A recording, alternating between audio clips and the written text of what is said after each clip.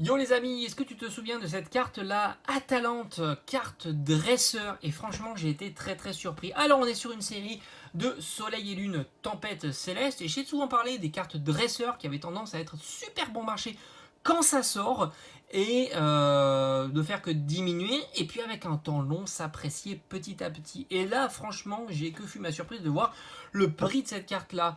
Et oui, elle est super rare, c'est vraiment fou, elle est très chère. Alors j'ai du mal à estimer ces cartes là quand on dépasse un certain seuil avec le peu de propositions et d'offres ou de peu de ventes réussies, c'est très compliqué, mais c'est certain que cette carte là vaut plusieurs centaines d'euros, et c'est la carte de la série. On est sur Tempête Céleste, donc c'est une série qui est plutôt récente quand même, hein, du 2018.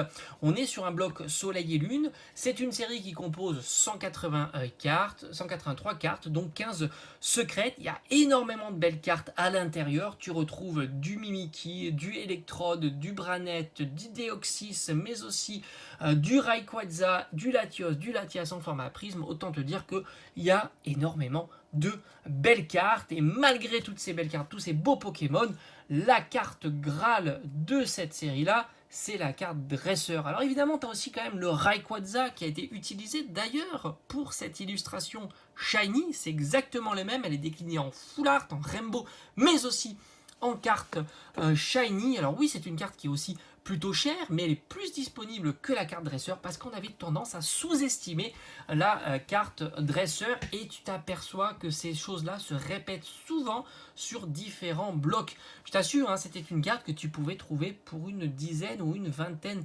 d'euros à l'époque. Tout comme tu pourrais dire un Cheren de Zénith Suprême ou d'autres évidemment, Vitalité de Flow, et en plus petit bonus, ce sont des cartes alternatives maintenant. Donc la rareté est un peu supérieure. Donc est-ce que ça va se répéter à l'avenir? Ça, personne ne le sait. Mais c'est vrai que ces cartes-là ont vraiment le vent en poupe lorsque les années passent. Alors si certains ont fait comme ça, on sentit un petit peu ça, peut-être que le cycle ne se reproduira pas. Mais en tous les cas, très surpris de voir que cette carte-là, que j'ignorais, hein, franchement, elle est jamais mise à l'honneur. Hein, franchement, Atalante, moi, j'ai jamais vu.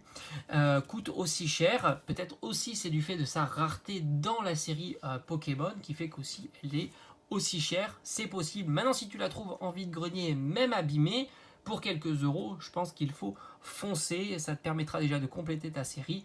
Et la carte est vraiment très sympa. Voilà, j'espère que cette petite vidéo, alors courte, hein, évidemment, t'aura plu. Et on se dit à bientôt sur la chaîne. Ciao.